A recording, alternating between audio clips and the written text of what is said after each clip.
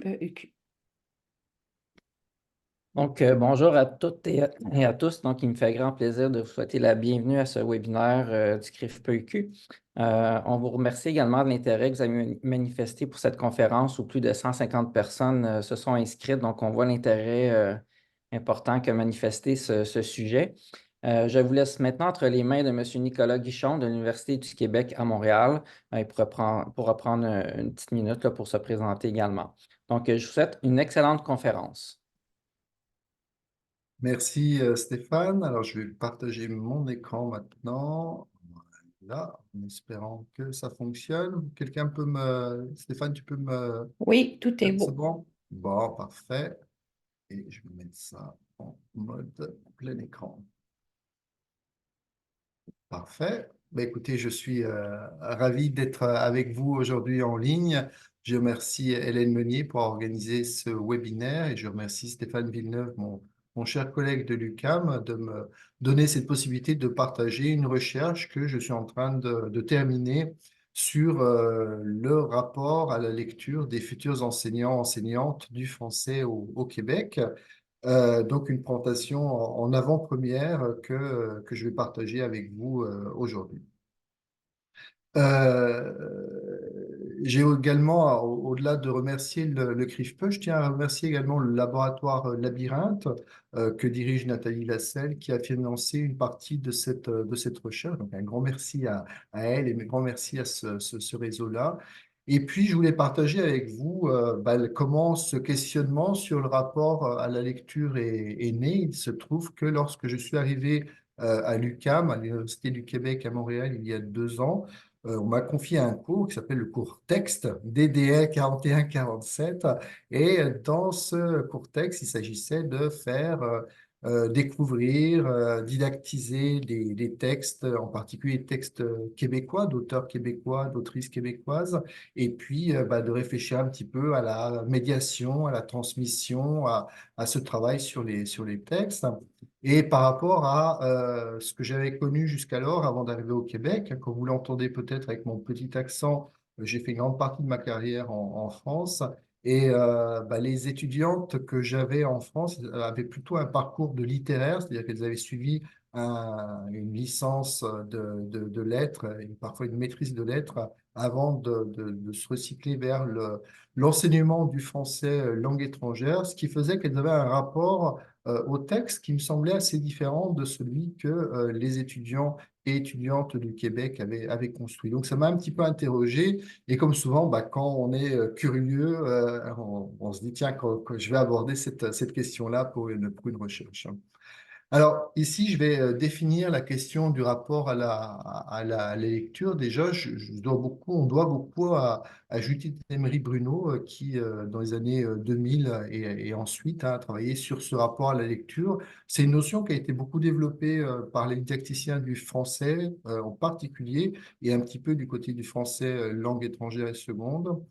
En gros, on peut le définir comme un ensemble complexe de dispositions et de relations, alors de différents ordres, relations affectives, on aime lire, relations cognitives, ça nous amène aussi à réfléchir, ça développe un certain nombre de processus de compréhension, relations socioculturelles, lire un texte, c'est aussi découvrir une culture ou découvrir certains aspects de cette culture-là, et puis bien sûr les dimensions esthétiques, c'est-à-dire le beau qu'on va le sentiment de beauté qu'on va pouvoir percevoir à travers un texte. Donc, un ensemble complexe qu'un individu entretient envers des textes et avec des textes. Voilà cette définition sur laquelle on pourra revenir tout à l'heure si vous le souhaitez. C'est un rapport qui est construit. Alors, tout d'abord, ce rapport, il se construit au sein du foyer familial, les parents, l'entourage familial. Alors, je mets les parents, mais je voudrais aussi parler des grands-parents qui jouent souvent un rôle assez important pour des raisons, les raisons assez évidentes maintenant.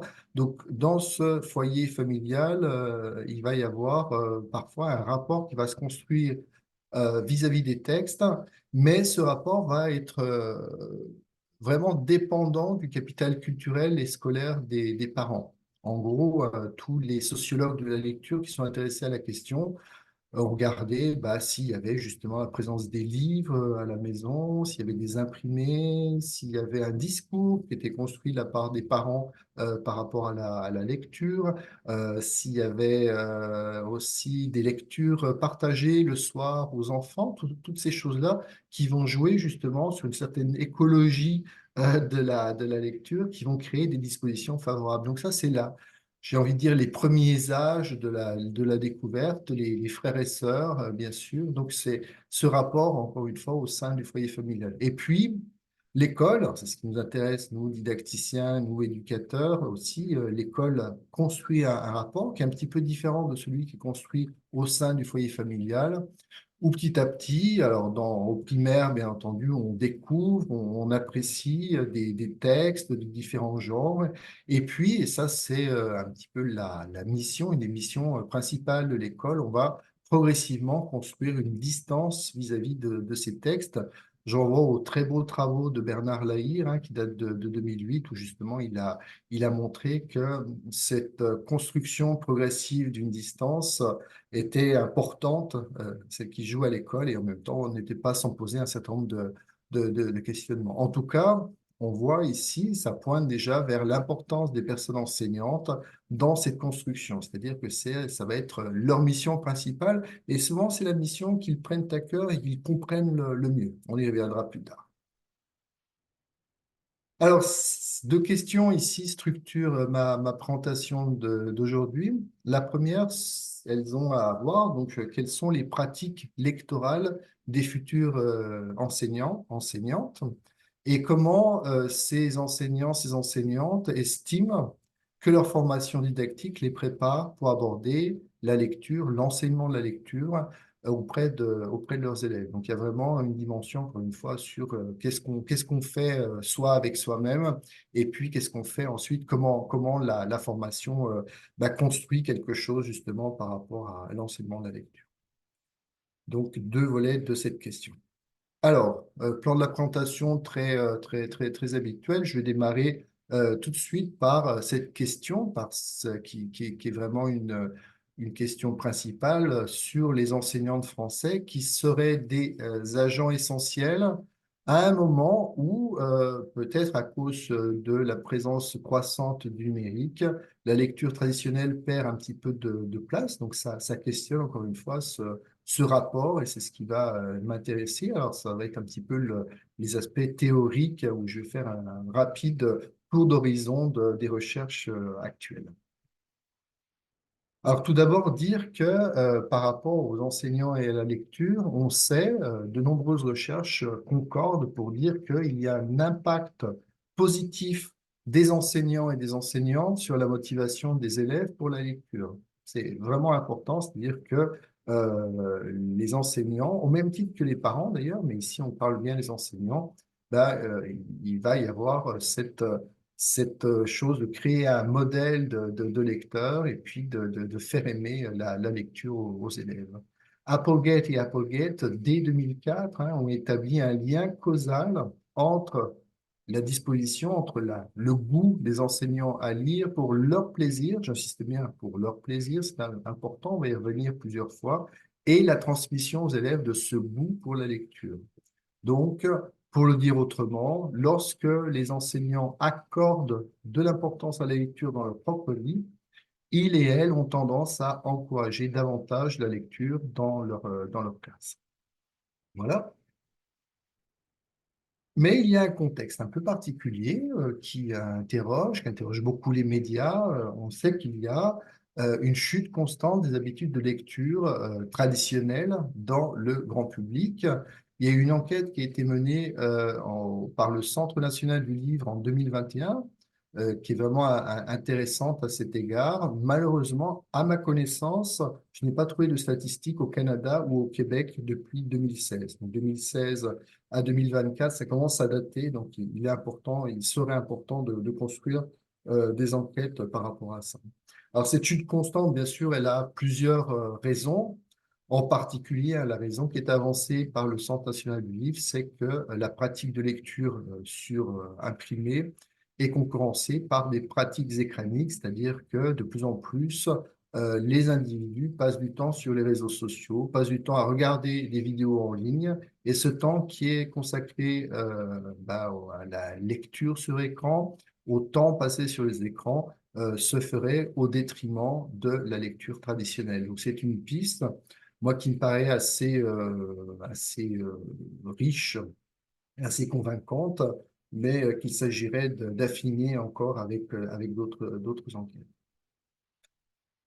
Alors, cela dit, souvent on met ce deux types de lecture, lecture traditionnelle surimprimée et lectures en ligne en concurrence.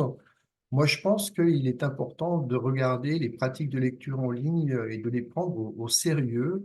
Ils ont été longtemps négligés par les recherches sur la littératie, alors que, comme le disent Conradi et al., ou le dit également Nathalie Lasselle et ses collègues, pardon, ces pratiques de lecture en ligne, elles peuvent être considérées sous un jour positif, c'est-à-dire que, on peut considérer qu'il y a de nouvelles compétences en lecture qui se développent et que ces compétences en lecture, elles sont à reconnaître, elles sont à valoriser parce qu'elles sont importantes. Donc, la conséquence pour les chercheurs qui travaillent sur la lecture, c'est de regarder non seulement les pratiques de lecture surimprimées, mais également les pratiques de lecture en ligne, en particulier pour les enseignants, quand on s'intéresse encore une fois à la formation des enseignants, ce qui est mon cas. Alors, je vais assez rapidement, mais je crois que c'est important pour mettre ma propre étude en miroir avec d'autres études qui ont eu lieu. Ici, mentionner quatre études. La première menée aux États-Unis auprès de futurs enseignants, un grand nombre, 747 ici, par Navinson et collègues, qui montre qu'il y a un fort taux d'allitératie, c'est-à-dire ce que ses collègues désignent par un manque d'intérêt vis-à-vis de la lecture pour soi. C'est important, la lecture pour soi, pas la lecture obligée, pas la lecture imposée, et qu'il semble y avoir une carence d'engagement et de motivation intrinsèque à l'égard de la lecture. Ça, c'est en 2008. C'est un chiffre qui est intriguant parce que ça montre qu'il y a quelque chose qui est peut-être problématique. Deuxième enquête qui a retenu mon attention, c'est celle de McCall et Guespas, à peu près la même année que Nathanson, donc c'est en 2009 cette fois-ci. Elle s'intéresse à des enseignantes en poste, en nombre de 65, et ça montre que les enseignants qui lisent environ 10 minutes par jour, c'est pas beaucoup, 10 minutes par jour, on est bien d'accord, 10 minutes par jour pendant leur temps libre, et bien la plupart du temps, ces enseignantes semblent avoir une palette pédagogique liée à la lecture qui est assez limitée, c'est-à-dire qu'elles lisent peu pour leurs loisirs, et ça se retrouve dans leur pratique pédagogique.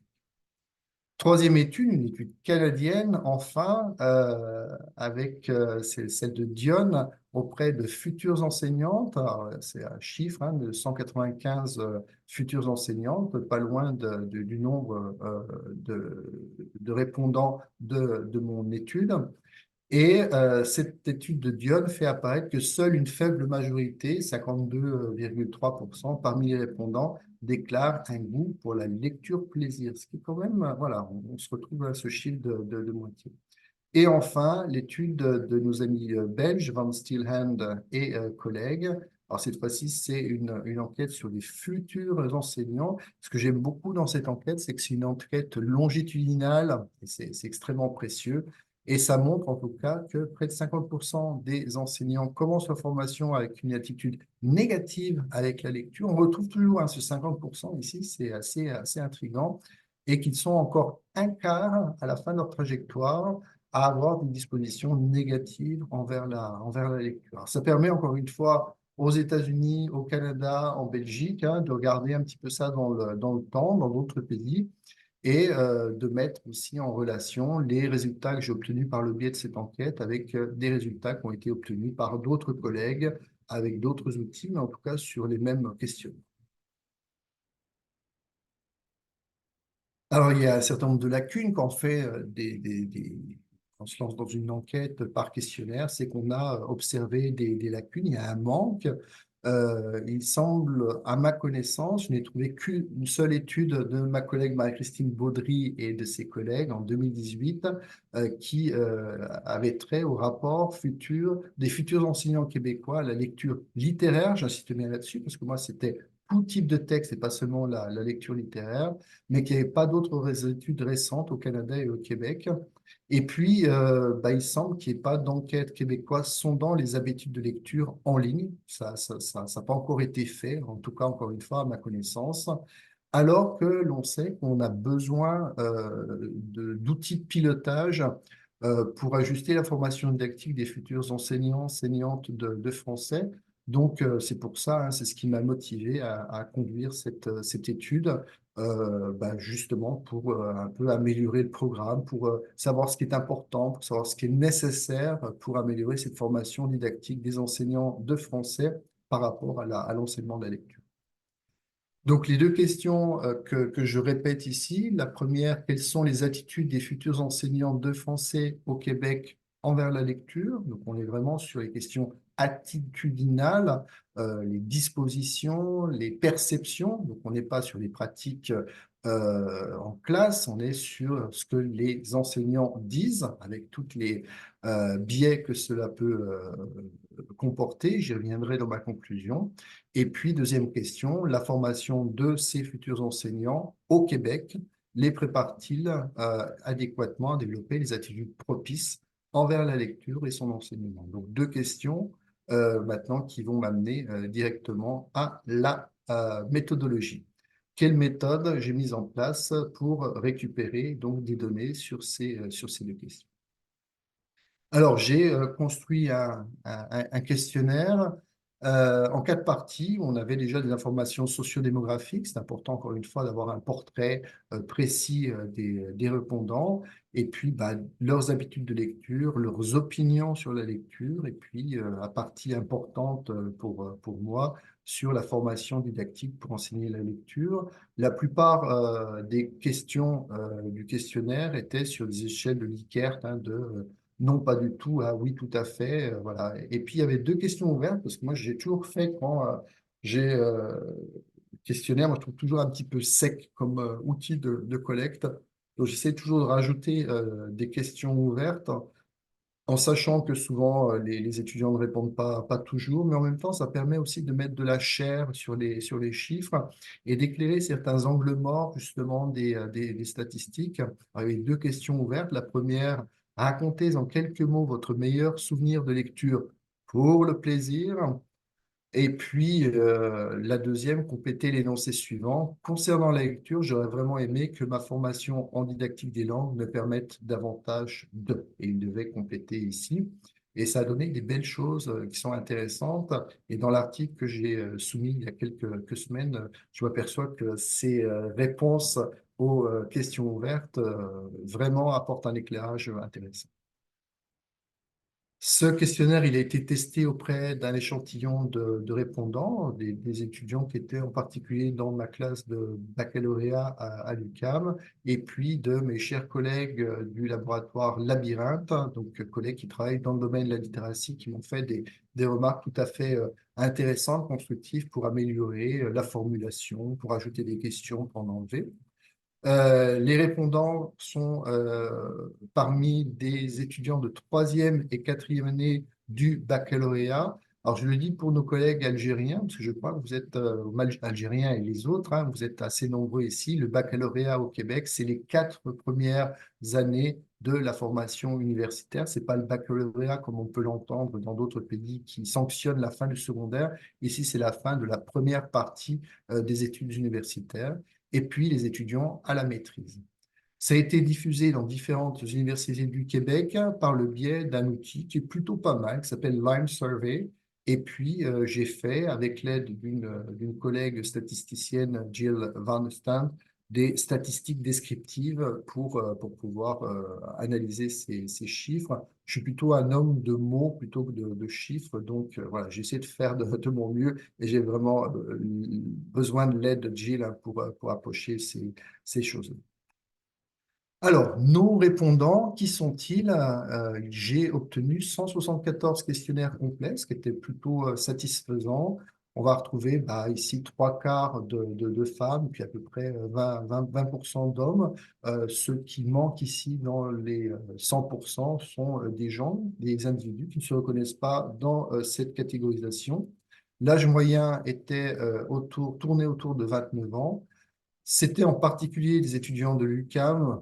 Je bénéficiais d'une assistante de recherche, hein, qui a pu passer dans les différentes classes et tout ça, ce qui explique ce chiffre tout à fait majeur des étudiants de l'UQAM pour les répondants. Et puis le reste des répondants provient du réseau UQUM, hein, l'Université du Québec, de Sherbrooke, de Laval et de l'Université de Montréal. C'est dans l'ordre, je crois. Et puis, ici, ce qui est intéressant aussi, c'est que les répondants étaient répartis presque également entre l'enseignement du français, langue d'enseignement, donc français langue maternelle si l'on veut, et français langue seconde, hein, ce qui permettait éventuellement de voir s'il y avait une différence. Et je peux déjà vous le dire avec les statistiques de tri croisé que Gilles a fait, qu'il n'y a pas de différence justement significative entre les futures enseignantes d'enseignement du français et du français langue seconde. Maintenant, toujours pour le portrait des répondants, 84% ont fait leurs études au secondaire au Québec, hein, ça permettait aussi de situer d'où ils venaient. Seulement, et personne ne venait d'une autre province ou d'un autre territoire canadien. Et puis, ces autres pourcents venaient en particulier du Maghreb, de France, d'Afrique subsaharienne. Et puis après, il y avait 6 autres individus qui venaient de différents pays listés ici. Mais bon, c'est pas très significatif. Donc, une majorité, encore une fois, d'étudiants du Québec. Alors, maintenant, on en arrive à la partie résultats, les pratiques électorales, donc, de ces futurs enseignants, enseignantes de français. Alors, il y avait plusieurs questions qui étaient, parce que ce qui m'animait au début, c'était vraiment cette question sur la lecture pour le plaisir. Donc, je l'ai posée, mais j'avais vu dans d'autres enquêtes qui avaient été publiées qu'il ne fallait pas la poser une fois, mais il fallait utiliser différents indicateurs. C'est ce que je me suis employé à faire ici. Donc, le premier, au niveau du degré de plaisir ressenti à travers la lecture, c'était quelque chose d'un petit peu général. En fait, la question, c'était quand c'est pas pour les études, quel degré de plaisir retirez-vous habituellement de la lecture? Et puis, un chiffre extraordinaire, 82%, c'est une énorme majorité, déclarent éprouver un grand plaisir, voire un plaisir immense pour la lecture. Wow, ça rentre bien. C'était vraiment le premier résultat. Je me rappelle, j'ai découvert, je me suis dit, bon, là, on n'est pas aux États-Unis dans les enquêtes que j'ai présentées, en fait, hein. Et seulement 18% donc éprouvaient un plaisir modéré. Quand on regarde un peu plus précisément, une question que j'ai reprise d'une autre enquête, c'était de poser la question plus précise sur l'été dernier. Alors, l'enquête a été faite à l'automne, donc ça reste encore assez frais, où là, je demandais, l'été dernier, à un moment où on a un peu plus de temps pour la lecture, justement, qu'est-ce que vous avez lu? Et on s'aperçoit que 65%, donc 2 tiers, ont lu 2 livres ou plus en format papier ou numérique, que ce soit fiction ou autre, mais que le reste a finalement assez peu lu, voire pas du tout lu, hein. On voit, si vous regardez le haut du tableau, vous n'avez rien lu et vous avez surtout lu des publications courtes en ligne, genre TikTok. C'est de la lecture, pour moi, je considère que c'est de la lecture, mais c'est une lecture qui est quand même assez morcelée, assez superficielle. Et puis un groupe de 20% à peu près au milieu qui a lu un petit peu, quoi, en fait. Mais enfin, c'est vrai que c'est pas énorme. Donc ça permet un petit peu de nuancer le premier résultat où voilà, on disait éprouver beaucoup de plaisir à la lecture. Quand on éprouve beaucoup de plaisir à faire quelque chose, on le fait souvent a priori et pas juste, pas juste quand on a peu de temps. Si on regarde maintenant le temps hebdomadaire consacré à la lecture pour le plaisir, j'insiste toujours sur lecture plaisir, ici on s'aperçoit que à peu près 30% lisent pas du tout pour le plaisir, ou donc 3,5%, et puis moins de 2 heures. Moins de 2 heures ramenées sur 7 jours, on est bien d'accord qu'on est au niveau de très, très, très, très peu de temps. On est en dessous on est autour du quart d'heure, en fait, 10 minutes, un quart d'heure, comme ça, par jour. Donc, c'est quand même pas énorme. Encore une fois, ça permet de relativiser ce goût immense qui était déclaré à l'orée de mon enquête. Premier constat donc on peut faire par rapport à ces chiffres pour la lecture pour le plaisir, il semble, avec ces différents indicateurs, et je suis content d'avoir posé encore une fois plusieurs questions, qu'il y a un tiers des répondants qui semblent avoir un rapport distancié, voire inexistant, alors vraiment un tout petit pourcentage, mais inexistant quand même, à la lecture pour le plaisir. Et puis autre chose que je voulais mentionner, on le sait, surtout avec le public des enseignants, enseignantes, que quand on remplit un questionnaire sur quelque chose qui semble important, qui est valorisé par l'institution, on a peut-être aussi un petit peu de tendance à gonfler le trait, et à donner ce qu'on semble vouloir donner aux chercheurs. Donc il y a ce qu'on appelle des biais de désirabilité sociale qui font que peut-être les chiffres que j'ai obtenus sont intéressants, parce qu'encore une fois, quand on arrive à 174 répondants, on peut avoir à peu près confiance, mais que les perceptions sont peut-être un peu plus positives que dans les réalités des pratiques. Alors, qui a influencé les comportements de lecture de ces individus? Ben, on voit que ce sont les parents. Ici, à 65%, donc on voit vraiment l'importance, encore une fois, des parents dans la construction de la disposition à lire, que ce soit pour le tout venant, c'est-à-dire toute la population des élèves, mais également pour ses futurs enseignants. Un beau témoignage que j'ai ici, que j'aime beaucoup, parce qu'il me touche. Lorsque j'étais jeune, je vous lis ce témoignage, lorsque j'étais jeune, c'est une étudiante qui parle, lorsque j'étais jeune, ma mère lisait dans le salon. Je voulais lui parler et faire quelque chose avec elle car elle ne faisait rien. Elle m'a répondu, je suis occupé, je lis. Alors je suis allé me chercher un roman aussi, j'ai lu à côté d'elle. À 8 ans, j'ai eu un choc qu'on me dise que lire, c'est être occupé, et je lui ai immédiatement donné raison.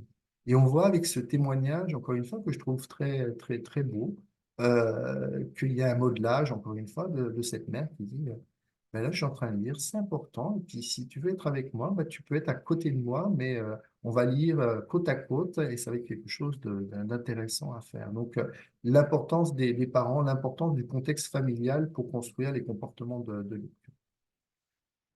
Au niveau de l'école, c'est à ma grande surprise d'ailleurs, je pensais que ça serait au primaire que ça allait surtout se construire. Donc encore une fois, qui a influencé le plus vos comportements de lecture pour le plaisir?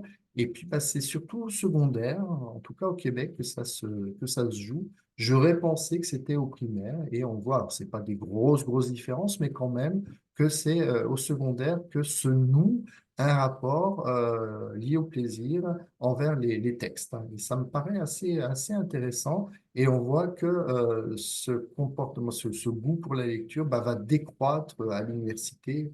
Je vais en parler un petit peu plus tard. Quelles sont les raisons qui sont déclarées pour la lecture? Bah, on a affaire à des bons élèves la plupart du temps pour ces futurs enseignants, donc ils vont dire bah, me cultiver, m'informer, avoir de bonnes notes. On voit que la pratique associée à la lecture, c'est une pratique qui est associée à la réussite scolaire et c'est assez normal. Mais moi, ça m'a frappé. Il y avait une question qui posait est-ce que lire pour le plaisir fait partie de votre métier d'enseignant de français?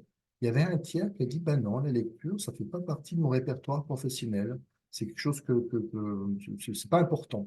Et ça m'a beaucoup frappé, je pense, ce chiffre-là. Alors, un tiers, c'est pas massif, mais ça interroge malgré tout sur le rapport qu'on développe quand on est une future enseignante de français. Si on pense que la lecture pour le plaisir, c'est pas important, ça ne fait pas partie du répertoire professionnel, ben on peut imaginer, comme je l'ai montré dans l'enquête tout à l'heure que je mentionnais, ben que ça va avoir un impact sur les pratiques pédagogiques.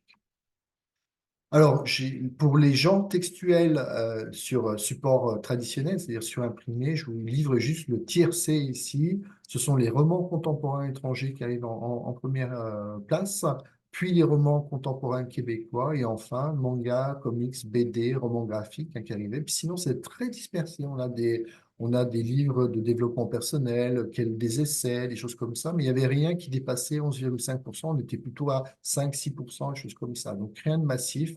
Donc on est quand même sur une lecture de romans, qu'ils soient étrangers ou québécois. C'est un petit peu ça qui est le plus important dans la lecture de ces futurs enseignants. En revanche, quand on pose la question du genre textuel numérique, on va voir que, bizarrement, c'est le texte littéraire ou poétique qui arrive sur Instagram. Moi, ça m'a beaucoup interrogé, cette réponse, 22%, c'est pas anodin. Et en même temps, moi, je pense que c'est lié aussi à cette pratique d'utilisation, enfin, ces usages massifs d'Instagram par cette tranche d'âge de la population. Et je pense que ça explique peut-être, voilà, ça aussi. Livre enrichi, augmenté par le numérique. Par exemple, au Québec, on a cette super plateforme audio qui décline pas mal de livres qui sont publiés ces dernières années, justement sur format audio. Donc, ce sont des livres enrichis, augmentés. Donc, tout ça aussi est de plus en plus rentre dans les pratiques des répondants. Et puis, un petit peu après, la BD numérique, ici aussi, qui prend une certaine place.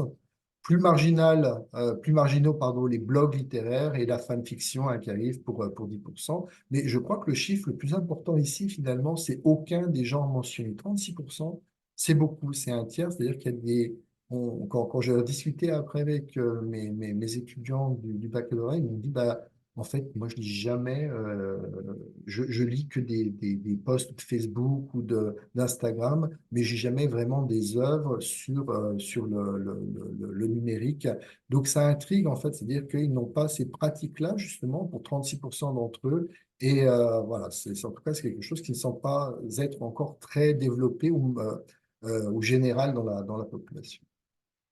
Au niveau des supports de lecture, ben on voit que cette population lit à part égale entre supports traditionnels, donc imprimés, et sur écran. Et puis, ben, moi, j'entends souvent hein, cette notion de grand remplacement numérique, dire que le numérique qui remplacerait petit à petit tout. Ben, pour le moment, pour la lecture, cela ne semble pas encore avoir eu lieu, vu qu'ils étaient 50-50 à lire sur support traditionnel et 50 à lire pardon, sur écran. Maintenant, on va parler de la formation didactique de ces futurs enseignants, enseignantes. Vous vous rappelez qu'ils sont en troisième, quatrième année de baccalauréat au Québec et également à la maîtrise. Première question, encore une fois, j'ai beaucoup insisté, peut-être parce que j'ai lu Barthes et le plaisir du texte, et c'était une des lectures qui m'a beaucoup influencé sur le plaisir du texte qu'on éprouve. Est-ce que votre formation est orientée vers le plaisir du texte? Est-ce que votre formation en didactique des langues, pardon, a contribué à alimenter votre goût pour la lecture, pour le plaisir? Et là, bah, énorme déception, ils sont quand même quasiment 50% à dire que non. Leur formation didactique les a préparés à plein de choses, mais en tout cas, n'a pas aiguisé leur goût pour la lecture, pour le plaisir. Ce qui est un petit peu intriguant. Bien sûr, ce n'est pas le but des études de didactique des langues, mais quand même, encore une fois, si on pense qu'on veut construire des modèles de lecture, de lecteurs et de lectrices, ça peut quand même, c'est un chiffre qui intrigue pas mal. Une des raisons, hein, c'est que bah, finalement, le temps passé à lire, c'est un temps qui, qui est précieux et que les étudiants, que ce soit au Québec ou ailleurs, bah, sont pris par plein d'autres choses. Ici, un témoignage que j'ai trouvé intéressant de cette étudiante qui me dit, à cause de toutes les lectures académiques, j'ai perdu ma passion de la lecture temporairement pendant le baccalauréat et j'en ai souffert. J'étais épuisé et je ne voulais plus lire. Je n'avais plus de temps pour mes livres à moi, mes livres à moi. Donc, on voit ici que le rapport plaisir pour la lecture est un petit peu cassé justement parce qu'on n'a plus de temps pour lire ces livres à soi, pour lire pour le plaisir. Alors maintenant, question, hein, encore une fois, sur une échelle de Likert, où je demandais est-ce que ces enseignants, enseignantes, futurs enseignants, enseignantes se sentaient bien préparés, trouvaient un certain nombre de tâches qui sont liées à l'enseignement de la lecture, de très facile à très difficile, hein, donc échelle de Likert.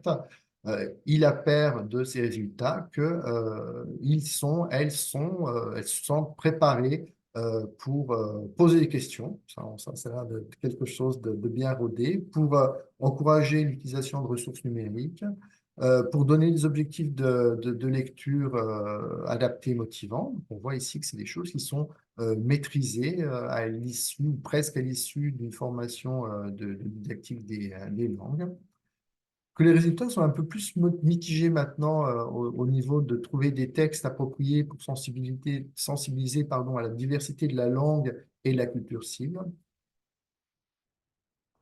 Et puis que ce qui a trait à la didactisation des textes choisis pour en faciliter leur compréhension, pareil, c'est un peu plus mitigé. Donc, à mon avis, ce sont de bons indicateurs pour repenser la formation des enseignants par rapport à l'enseignement de la lecture, pour peut-être travailler ces deux aspects qui sont mitigés.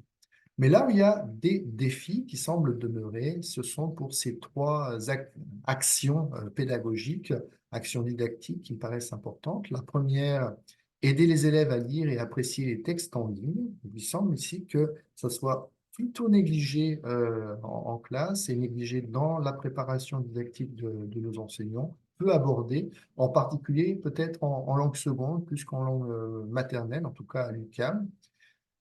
Sélectionner les textes adaptés aux besoins et aux goûts des élèves. Là, il y a un vrai problème pour savoir, encore une fois, comment trouver des textes qui sont motivants et qui vont rejoindre les élèves. Et puis, ben, un petit peu mais dit autrement, susciter le plaisir de lire. La question précédente, c'était la sélection des textes. Et ici, c'est comment on fait pour installer le plaisir de lire chez les élèves. Voilà, je vais donner les chiffres un petit peu plus bas. On pourrait revenir si vous le souhaitez tout à l'heure dans la période de questions. C'est intriguant et en même temps, ça nous permet aussi de tirer un certain nombre d'enseignements pour améliorer la formation didactique des futurs enseignants. J'en arrive justement à la discussion maintenant. Euh, Première chose, un petit peu pour résumer, les chiffres que j'obtiens par le biais de ce questionnaire sont quand même très rassurants, c'est-à-dire qu'on a à 70% des étudiants, étudiantes qui aiment lire, de futurs enseignants, enseignantes, qui ont un goût pour la lecture, qui ont une pratique de la lecture, et donc il n'y a pas de panique morale à avoir, il n'y a pas de discours déploratoires qu'on entend beaucoup dans les médias en ce moment sur les profs ou avec le niveau qui baisse, avec toutes ces choses qu'on entend ici ou là qui sont ressassées à loisir. Donc, pas de panique morale, encore une fois, ça va plutôt bien et nos enseignants, enseignantes connaissent leur mission et sont quand même assez bien outillés par rapport à ça. Mais il y a quand même matière de lecteurs, lectrices qui sont peu disposés envers la lecture. On l'a vu avec différents indicateurs, c'est revenu au cours de ma présentation. Et du coup, bah, ça suppose aussi qu'on se pose un certain nombre de questions sur leur formation, parce qu'on sait que ça peut avoir un impact sur leur pratique pédagogique. Comment fait-on pour que ce tiers de lecteurs, lectrices peu disposés puisse s'envisager comme des modèles de lecteurs et lectrices? Alors, une petite anecdote ici qui me paraît importante, c'est justement modeler, on comprend encore une fois qu'on est un modèle de lectrice, c'est aussi avoir un comportement de lectrice au sein de sa classe. Une de mes étudiantes de baccalauréat racontait que lorsqu'elle fait lire ses élèves, elle les installe, alors souvent c'est un moment où on peut se mettre sur des poufs, sur des coussins par terre, on lit un petit peu comme on veut, on peut choisir ses textes, donc ces choses-là qui sont tout à fait intéressantes. Et puis, bon, ça, les professeurs les enseignants ont plein de choses à faire à ce moment-là, ont très envie certainement de remplir des évaluations, de faire la paperasse administrative à laquelle ils sont soumises. Et ben, elle prenait vraiment soin elle-même d'apporter son livre, de s'installer aussi de manière confortable. Et ce temps qui était accordé à ses élèves pour la lecture, c'était un temps aussi où elle s'installait pour lire, aussi pour montrer que c'était une lectrice et que c'était agréable et que c'était un moment important, comme dans ce témoignage qu'on a eu tout à l'heure, en fait. Ça suppose que pour ces enseignants, en particulier le tiers, bah, qu'il y ait un travail de construction didactique à faire pour qu'ils prennent à cœur le rôle de médiation envers les textes. C'est dans les textes officiels, mais je pense que ce n'est pas encore passé pour toute la population des futurs enseignants.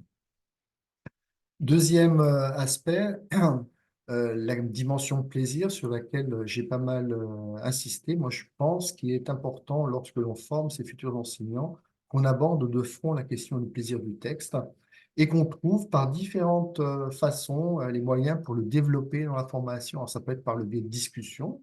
Moi, je suis en train de lire tel texte, je suis en train de lire le Plongeur, je trouve ça formidable. Je raconte un petit peu les premières pages ou l'argument, ce qui me touche, ou comment ça me fait découvrir le Québec.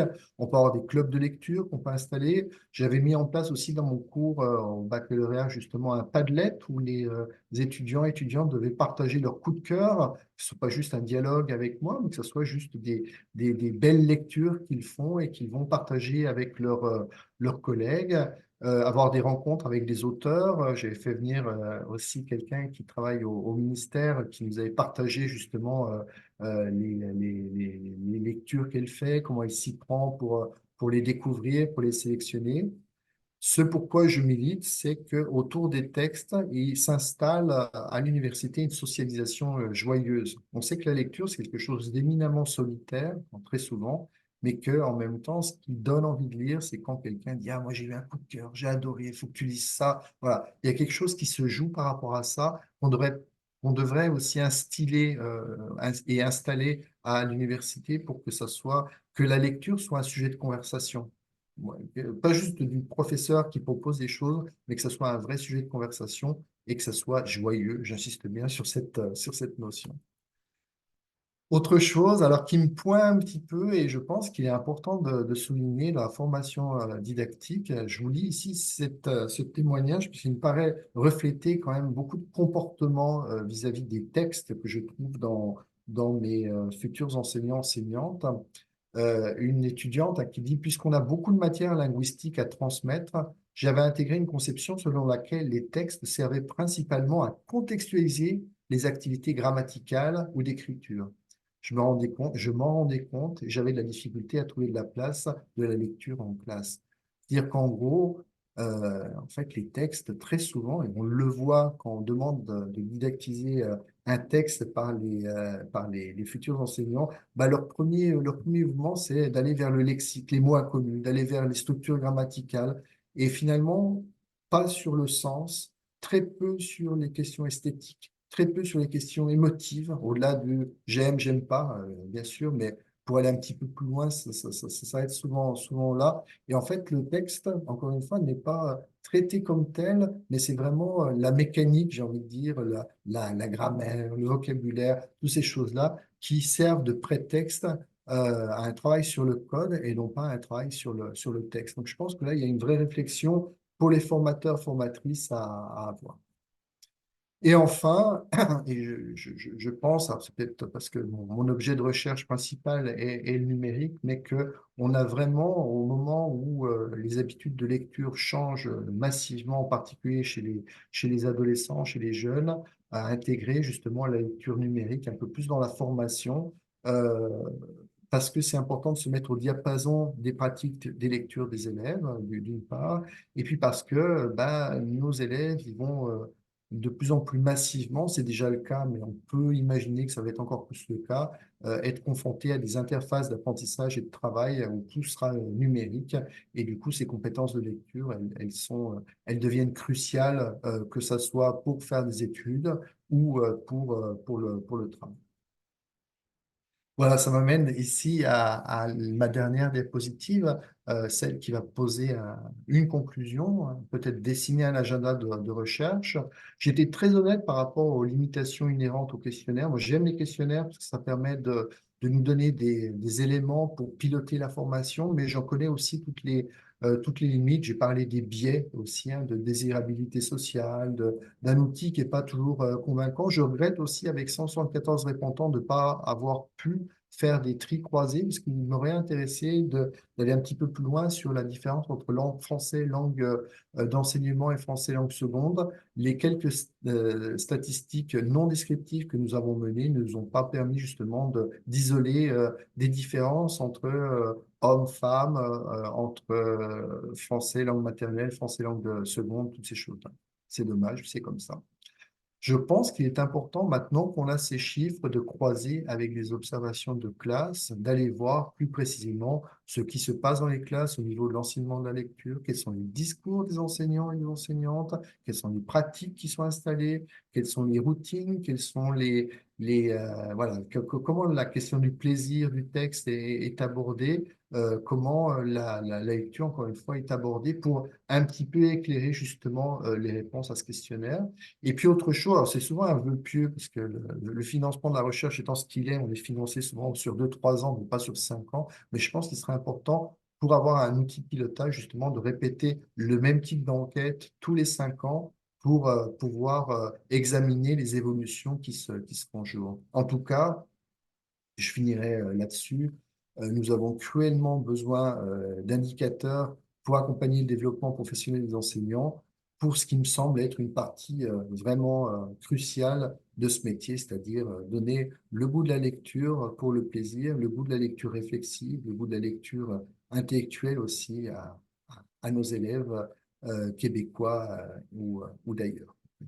Voilà, ben, je vous remercie beaucoup et puis je serai très, très heureux maintenant de répondre à vos questions.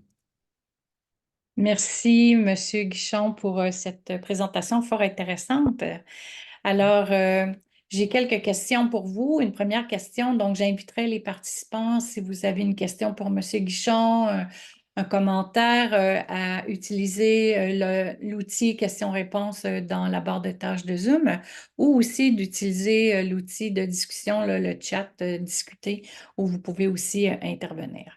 Alors, une première question, puis il ne me semble pas non plus que vous l'avez mentionné, c'est quelle est la proportion dans votre recherche de futurs enseignants qui se destinent à l'enseignement primaire contre l'enseignement secondaire?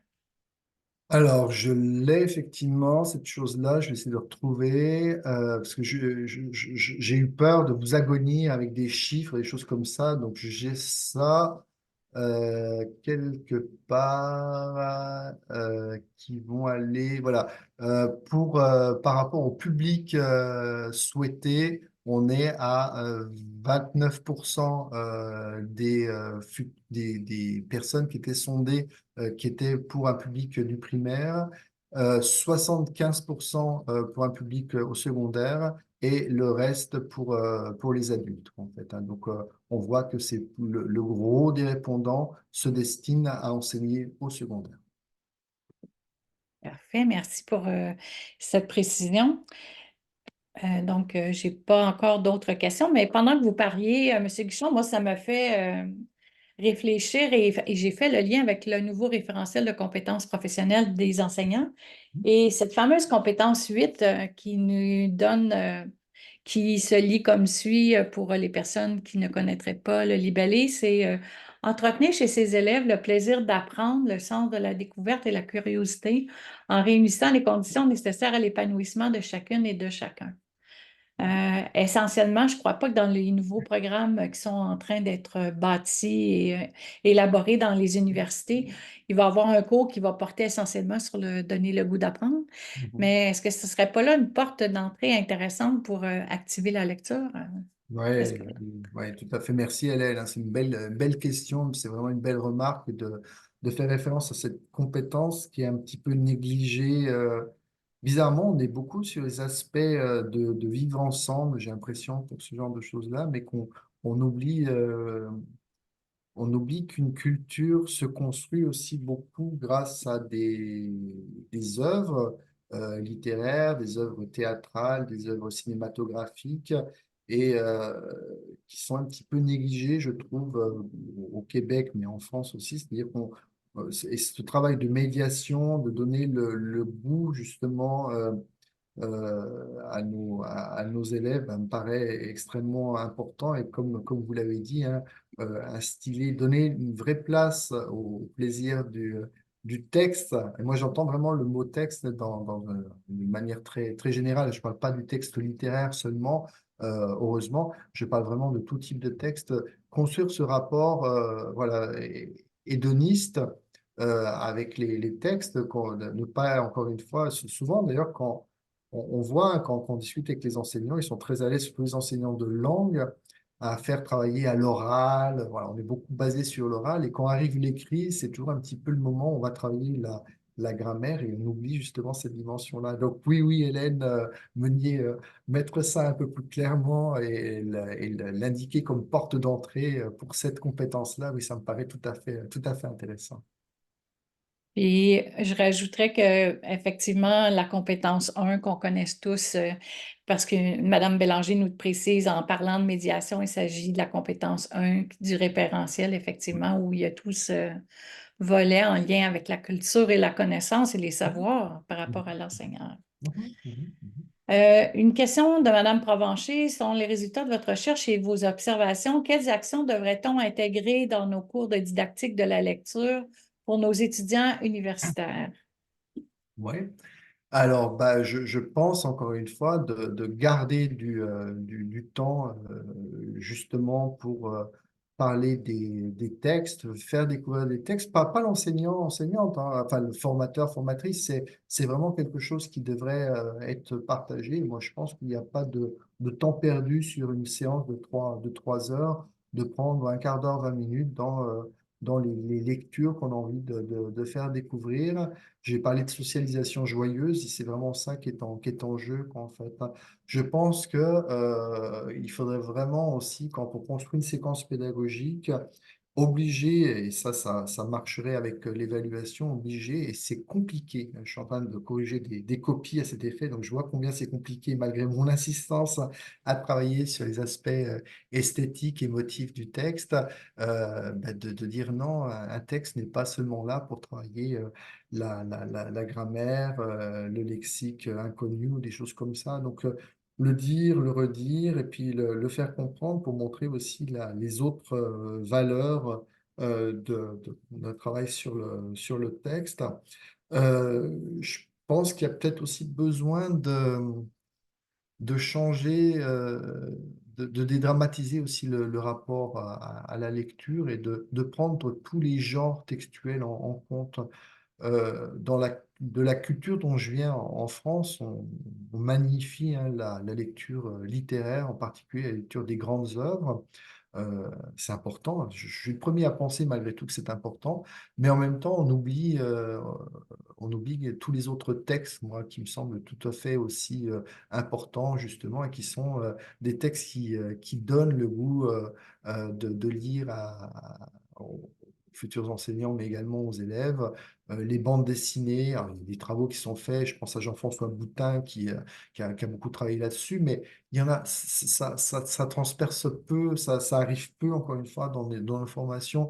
Les romans graphiques qui sont extraordinaires au Québec, tous ces genres textuels alors, j'en ai cité deux, mais il y en a plein d'autres qu'il faudrait aller voir, qui méritent, encore une fois, d'être présentés, d'être travaillés en tant que genre et de montrer que ce travail sur ces genres textuels, il est riche, il est puissant et que ça donne vraiment envie justement de lire. Encore une fois, je ne parle pas des grandes œuvres de Michel Tremblay, même si c'est important de connaître Michel Tremblay ô combien, mais de connaître des œuvres peut-être moins littéraires, justement. Parfait, merci. Alors, je n'ai pas, oui, peut-être que, attendez, il y a d'autres questions qui se sont. À votre avis, quel genre de texte peut-on proposer à des apprenants en quatrième année primaire en Algérie? Ah, je suis désolé, je ne connais pas les programmes en Algérie. Je suis malheureusement encore jamais allé, donc j'aurais peur de dire des énormes bêtises. Donc, je vais botter en touche parce que je déteste répondre dans le vent comme ça. Je ne suis pas assez spécialisé. Désolé. OK, OK. Attendez un petit peu, je vais juste vérifier.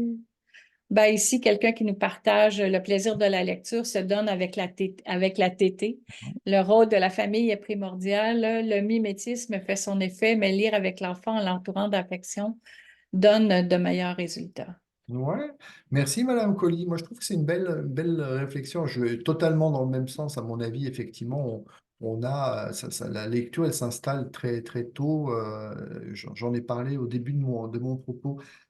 Ça me fait penser, Madame Colli, votre réflexion aussi au fait que c'est pas mal d'associer, quand c'est possible, les parents aussi à venir raconter des histoires de leur pays, faire découvrir aussi des contes du pays, faire découvrir des œuvres du pays, pour aussi ramener justement ces réalités pluriculturelles dans la classe, et puis montrer qu'il y a il y a plein de façons de raconter une histoire, pas juste une façon québécoise, mais il peut y avoir une façon algérienne, une façon japonaise, une façon, vous voyez ce que je veux dire, qu'en fait, et qu'il y a une façon peut-être de mettre en voix des textes, qu'ils soient littéraires ou pas, des contes, des choses comme ça, de différentes manières. Donc moi, votre réflexion me fait penser au fait de s'associer, alors c'est plus possible au primaire, de s'associer aussi avec des parents et les faire venir parfois, quand c'est possible, quand les parents sont partants, bien entendu, pour faire découvrir aussi des textes et de faire ce modelage et que ce ne soit pas juste l'enseignant, l'enseignante qui soit les courroies de transmission, mais que ce soit justement les parents, quoi. En fait, ça peut circuler dans les deux sens. J'avais eu l'occasion, il y a longtemps, quand j'ai démarré mon travail d'enseignant en secondaire dans le nord de la France, de participer à quelque chose qui s'appelait l'école des parents et j'avais adoré cette expérience-là parce que ça permettait justement de dédramatiser le rapport à la lecture et de montrer à des parents comment on pouvait lire. Et certains parents n'avaient pas le capital scolaire ou culturel pour dire mais c'est pas pour moi. Enfin, ils disaient justement c'est pas pour moi et on montrait avec des façons de lire, avec des façons de s'y prendre avec un texte que si c'était pour eux et que plus ils allaient lire des textes à leurs enfants, plus ça allait installer des choses intéressantes. Voilà. Madame Bélanger nous dit, comment faire, à votre avis, cohabiter à l'école le plaisir de lire et l'évaluation de la compétence à lire des textes variés, qui est Mhm. une des compétences du programme de formation de l'école québécoise, sachant que l'évaluation peut parfois amoindrir le plaisir, le fameux paradigme lire pour répondre à des questions. C'est une belle question, une question complexe. J'ai des collègues dont j'ai mangé le nom, je crois qu'ils sont à l'université de Sherbrooke, hein, qu'on travaille, gens importants, j'aimerais retrouver leur nom parce que je ne leur fais pas justice, qui disaient bah, finalement, pour beaucoup d'enseignants, on pose des questions et puis on répond aux questions et puis là se joue quelque chose finalement qui assèche justement le plaisir du texte. La réponse, il me semble qu'elle est, qu'elle se situe, si on est juste sur vérifier la compréhension, si on est juste sur les dimensions lexicales ou grammaticales d'un texte au niveau de l'évaluation, c'est sûr qu'on assèche le plaisir du texte. Si on inclut les dimensions esthétiques, les dimensions émotives, les dimensions multimodales aussi d'un texte, des dimensions de créativité à partir d'un texte qu'on a lu et qu'on va interpréter ensuite, qu'on prend au sérieux justement ce travail d'interprétation, de passage par le filtre, il me semble que l'évaluation peut jouer un rôle tout à fait intéressant, peut jouer un rôle de levier plutôt qu'un rôle d'assommoir du plaisir, comme c'est souvent le cas. Mais c'est une belle question et c'est compliqué, je le Mm. reconnais. Mm. Alors, on a précisé le nom des collègues que vous cherchez, Monsieur Martin Lépine, à Sherbrooke. Oui, Ah, c'est merci. ça. On a mentionné ce nom-là. Merci, Alors, merci. une question qui rejoint plusieurs, en tout cas, plusieurs Mhm. participants. Dans le fond, le goût de donner la lecture à des enfants du primaire qui soient soit en classe d'accueil ou qui soient non natifs ou qui soient tout simplement dans une classe de quatrième année. Qu'est-ce que vous, qu'est-ce qu'on peut faire? Comment on peut amener les élèves? Est-ce que vous auriez des conseils pour nos personnes, nos participants? Oui, moi j'ai été beaucoup touché. Alors, vraiment, j'ai un problème de mémoire aujourd'hui parce que c'est un auteur que j'ai lu beaucoup, qui a écrit toute la série des Malocènes, qui était également professeur dans le secondaire. Aidez-moi, qui a lu les Malocènes? C'est un auteur français qui est vraiment, qui a été très prolixe ces années 80-90. Et je crois qu'il écrit un petit peu moins. Quelqu'un là, je vous fais participer comme ça à cause de ma mauvaise mémoire. C'était un prof aussi également. Pénac. On me dit Oui, Pénac. Daniel Pénac, voilà. Et Pénac avait écrit un bouquin justement sur le goût de la lecture et tout ça. Et Pénac racontait que il lisait des entames de livres. Alors souvent, c'était le début d'un livre, mais parfois, c'était à d'autres moments et qu'il mettait beaucoup le ton, il mettait toute son emphase, tout ce plaisir justement. Je pense que surtout au primaire, il est important que les enseignantes euh, donnent le goût de la lecture en lisant, en montrant combien la lecture peut être un moment chaud, riche, intéressant, épanouissant, voilà, toutes ces choses-là, combien ça peut être drôle, combien il peut y avoir des genres textuels différents et tout ça. Donc là, il y a un premier modelage qui peut se faire par ce biais-là. Ça, c'est la première chose. Et puis la deuxième chose, je pense aussi que si, quand on a la possibilité de le faire, parce que je ne méconnais pas les difficultés institutionnelles ou économiques qu'il peut y avoir dans certains endroits, ben, installer des coins lecture aussi au primaire, avoir des endroits où on peut s'asseoir confortablement, on peut se mettre par terre, on peut se mettre comme on veut. Et puis, il y a des temps qui sont ménagés au cours de la journée pour lire. Et cette activité, elle est prise au sérieux, on lui donne une vraie valeur. C'est pas un temps pour rien, c'est un temps pour la lecture. Donc, voilà deux réponses que je ferai qui me semblent adaptées, me semble-t-il, au primaire. Parfait, merci. Je voudrais juste rapporter une précision de Mme Colly qui vous dit que le questionnaire que vous avez fait, ça pourrait être intéressant de le faire passer aux parents et aux grands-parents. Je suis d'accord. C'est là où l'agenda de recherche que j'avais au niveau de ma conclusion, oui, oui, parents, grands-parents. Là, alors ça a été fait hein, dans certains sociologues de la lecture. J'en ai pas trouvé à ma connaissance au Québec, mais dans les 10 dernières années, parce que j'ai fait cette recherche sur les 10 dernières années, mais oui, oui, ça serait passionnant, parce que je pense que là se joue quelque chose de crucial, encore une fois. L'école joue son rôle du mieux qu'elle peut. On lui en fait beaucoup porter, mais c'est vrai que les parents, c'est toute une équipe ici entre parents et enseignants pour donner le goût de la lecture justement aux enfants et aux adolescents. Parfait. J'ai pas d'autres questions comme telles. Vous avez sensiblement répondu à toutes celles qui nous ont été posées. Bien entendu, on vous remercie beaucoup. Les personnes ont utilisé l'outil pour vous remercier en tout cas, la pertinence de la recherche que vous avez menée. C'était fort intéressant. Ben, sans plus tarder, dans le fond, merci encore une fois pour votre temps et la présentation de vos travaux de recherche. Je vous remercie et je rappelle à tous et à toutes que l'enregistrement de cette conférence sera rendu disponible éventuellement sur le site du CRIFPE. Merci encore une fois, M. Guichon, pour nous Ouais, c'est avoir partagé. un grand plaisir de partager mes recherches avec vous, un grand plaisir à tous les participants, participantes, et puis une bonne fin de journée à toutes et à tous. Au revoir. Au revoir.